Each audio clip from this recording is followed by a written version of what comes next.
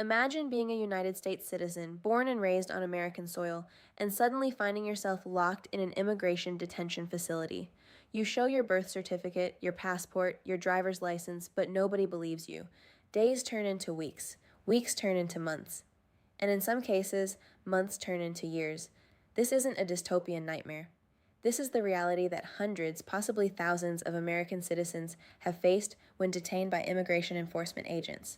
Today, we're going to dive deep into the shocking testimonies of U.S. citizens who were wrongfully detained by immigration authorities and how they were treated during their ordeal. What you're about to hear might disturb you, but it's crucial information that every American needs to know right now. Before we get into the individual stories, let's establish something critical. Immigration and Customs Enforcement, known as ICE, along with Customs and Border Protection, or CBP, have the authority to detain individuals they suspect of being in the country illegally. However, what happens when they get it wrong? What happens when the person they're detaining is actually a United States citizen with every legal right to be here? The stories we're sharing today come from documented cases, legal records, and first-hand testimonies that reveal a troubling pattern of errors, neglect, and in some cases, outright violations of constitutional rights. Let's start with the case of a man we'll call Francisco. Francisco was born in Los Angeles, California. He grew up in Southern California, went to American schools, and worked in construction for most of his adult life. In 2018, Francisco was stopped at a checkpoint and questioned about his citizenship status. Despite presenting identification, he was taken into ICE custody. Francisco repeatedly told agents he was a U.S. citizen. He gave them his birth certificate information. He provided the names of family members who could verify his identity. But here's what Francisco described about his treatment. He was placed in a detention facility with individuals awaiting deportation. He was given the same jumpsuit, the same processed meals, and the same restricted schedule as everyone else. When he protested, demanding to speak with supervisors or legal representatives, he was told to wait. Days passed, then weeks. Francisco described sleeping on thin mats in overcrowded cells. He described the constant cold temperature that detainees often call the icebox, a common complaint in immigration detention facilities. He talked about the fear that gripped him every single day, wondering if he would be deported from his own country, separated from his family, and sent to a place he had never even lived. After 73 days, more than 2 months, Francisco was finally released. The agency admitted they had made a mistake. No apology. No compensation for the time stolen from his life. No acknowledgement of the trauma inflicted. He simply walked out of detention and was expected to return to his normal life, as if nothing had happened. But Francisco's story is far from unique. Consider the experience of a young woman named Davina. Davina was born in Dallas, Texas. She is a military veteran who served her country with honor. In 2016, Davina was detained at a border crossing when returning from a trip to Mexico. Despite presenting her military identification and her U.S. passport, agents questioned the authenticity of her documents. She was taken into secondary inspection, which turned into full custody. Davina described being interrogated for hours. She said agents accused her of using fraudulent documents. They told her that her passport looked fake, even though it was completely legitimate.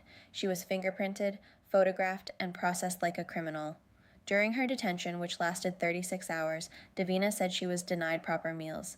She was given a thin blanket in a freezing cold holding cell. She wasn't allowed to make phone calls to family members or to contact an attorney for the first 12 hours. When she repeatedly asserted her rights as a U.S. citizen, she described being mocked by some agents who didn't believe her. The psychological impact of being treated like a criminal in your own country, especially after serving in the military, left lasting scars that Davina speaks about to this day. Now let's talk about the case that shocked the nation. A young man named Peter was born in North Carolina. He was a high school student, just 18 years old, when he was detained by immigration authorities. Peter had a birth certificate proving he was born in the United States. He had a North Carolina state ID. He had school records. But in 2019, Peter was held in immigration detention for over 3 weeks. How did this happen? According to reports, there was a mix-up with documentation from when his family had applied for tourist visas for relatives years earlier. Somehow, Peter's information got tangled in that process. Despite his family presenting clear evidence of his citizenship, including his birth certificate, he remained in detention. Peter described the facility as frightening. He was placed with adults, some of whom were facing serious criminal charges in addition to immigration violations. He said he felt unsafe constantly. The food was barely edible. He lost weight rapidly. He described the psychological toll of being confined, not knowing when or if he would be released, watching as other detainees were deported. For a young person who had never been in any kind of trouble, this experience was devastating. His mother gave tearful interviews to media outlets, pleading for her son's release, holding up his birth certificate to cameras, desperate to prove what should have been obvious from the start. The treatment described by U.S. citizens detained in immigration facilities follows disturbing patterns. Multiple individuals report being held in extremely cold cells, sometimes called hileras or ice boxes in Spanish. These cells are kept at temperatures that many describe as unbearable, with only thin blankets provided. Detainees report being unable to sleep due to the cold, developing illness, and experiencing physical discomfort that borders on cruel treatment. Whether you're an undocumented immigrant or a wrongfully detained U.S. citizen, the cold is the same. Many detained U.S. citizens describe the food as inadequate. They report being given frozen sandwiches, small portions that leave them hungry, and meals that lack basic nutrition. Some describe losing significant amounts of weight during detention periods that stretch beyond a few days. When detained citizens complained about the food or requested medical attention for issues arising from poor nutrition, many report being ignored or dismissed. Access to legal counsel is another critical issue that surfaces in these testimonies. U.S. citizens detained by immigration authorities describe barriers to contacting lawyers. Some report not being allowed phone calls for extended periods. Others say they were given access to phones but had limited time or had to wait days for their turn. Several detainees describe the frustration of trying to prove their citizenship without proper access to the documents they needed or the legal help that could expedite their release. Remember, these are people who have broken no law. They are American citizens being held in custody due to administrative errors, yet they're treated as if they're guilty until proven innocent. Medical care, or the lack thereof, is another alarming theme in these accounts. Several wrongfully detained citizens report having medical conditions that required attention. They describe having to wait days to see medical personnel. They talk about requests for medication being denied or delayed. One woman described having a chronic condition that required daily medication. She told detention staff about her needs immediately upon arrival, but it took 5 days before she received her medication, during which time her condition worsened significantly. The physical suffering compounded the psychological trauma of wrongful detention. The psychological and emotional treatment is perhaps the most damaging aspect of these experiences. U.S. citizens detained by immigration agents describe not being believed when they assert their citizenship. They talk about the humiliation of having their identity questioned, their documents called fraudulent, and their truthful statements dismissed as lies. Many describe a pervasive atmosphere of disbelief and suspicion.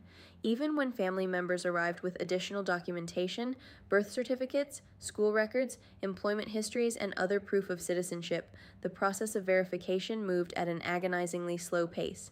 The message these citizens received was clear. Your word doesn't matter. Your documents are suspect. You will remain here until we decide otherwise. Several detained citizens describe witnessing deportations while in custody. Imagine being a U.S. citizen, wrongfully held, watching as people around you are processed for removal from the country, wondering if somehow that could happen to you too. The fear is real and rational when you're not being heard, when your documents aren't being properly verified, when each day brings no progress toward release. Some detainees described panic attacks, sleepless nights, constant anxiety, and a feeling of helplessness that persisted long after their release. Children are not exempt from these experiences. There are documented cases of minors, some born in the United States, being detained in immigration custody. The impact on young people is particularly severe. Psychologists who have evaluated children after release from immigration detention describe symptoms of trauma, including nightmares, anxiety disorders, difficulty trusting authority figures, and lasting fear. When we're talking about American citizen children being held in these conditions because of paperwork errors or bureaucratic failures, we're talking about a profound betrayal of the responsibility government has to protect its youngest citizens. The duration of wrongful detention varies wildly, and that unpredictability adds another layer of trauma. Some U.S. citizens are released within hours once the error is discovered. Others are held for days. Still others endure weeks or even months in detention. There are documented cases of citizens being held for over a year. One man spent more than 1,200 days in immigration detention before his citizenship was finally confirmed. Imagine that. More than 3 years of your life taken away, held in detention facilities, separated from family, losing jobs, losing homes, losing everything, all because the system failed to properly verify what should have been straightforward information. What happens after release is also revealing. Most wrongfully detained citizens describe simply being let go. There's rarely an apology. Compensation is extremely difficult to obtain and requires lengthy legal battles. The burden falls on the victim to sue the government for wrongful detention, to prove damages, to fight through a legal process that can take years and cost thousands in legal fees. Meanwhile, they're expected to rebuild lives that were upended by their detention. Jobs are lost, apartments are vacated, bills go unpaid, relationships are strained or broken. The ripple effects of wrongful detention extend far beyond the days spent in custody. Some individuals who have been wrongfully detained by immigration authorities have chosen to speak publicly about their experiences. They testify before Congress. They participate in advocacy work. They share their stories with media outlets. Why do they do this? Because they want to prevent it from happening to others. They want accountability. They want the system to change so that U.S. citizens aren't swept up in immigration enforcement actions and then subjected to conditions and treatment that violate their constitutional rights. These brave individuals describe the ongoing impact of their experiences. Many suffer from post-traumatic stress disorder. They describe being triggered by encounters with law enforcement. They talk about the difficulty of trusting government institutions that failed them so profoundly. Some describe strained family relationships because loved ones can't fully understand what they went through. The trauma doesn't end when the detention ends. So what can you do with this information? First, understand that this is not hypothetical. This is happening to real American citizens. It has happened hundreds of times that we know about, and likely many more times that go unreported. Second, know your rights. If you are a U.S. citizen, you have the right to assert that citizenship. You have the right to remain silent. You have the right to refuse searches in many circumstances. You have the right to contact an attorney. Knowing these rights and being prepared to assert them calmly and clearly can make a difference. Third, documentation matters. Keep copies of your citizenship documents in multiple places. Have digital backups. Make sure family members know where to find these documents if needed. If you have children, ensure their birth certificates and other proof of citizenship are readily accessible. Fourth, know that you can file complaints. If you or a family member is wrongfully detained, you can file complaints with the Department of Homeland Security Office of Inspector General. You can contact civil rights organizations that specialize in immigration issues. You can seek legal counsel immediately. The stories we've shared today are difficult to hear, but they're essential to understand. U.S. citizens detained by immigration agents describe treatment that ranges from neglectful to cruel. They describe being disbelieved, being held in harsh conditions, being denied timely access to legal counsel, and being subjected to psychological trauma that lasts long after their release.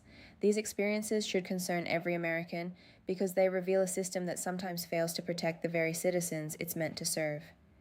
When administrative errors can lead to months or even years of wrongful detention, when constitutional rights can be so easily overlooked, when the burden of proof falls so heavily on innocent people, we all have reason to pay attention and demand better. Share this information with your family and friends. Stay informed about these issues. Support organizations working to prevent wrongful detention and to provide assistance to those affected. Most importantly, never assume that this couldn't happen to you or someone you love. The testimonies of detained U.S. citizens make one thing abundantly clear. When you're caught in the immigration enforcement system, even citizenship doesn't guarantee that you'll be treated with dignity, respect, or basic constitutional protections. That's a reality every American needs to understand right now.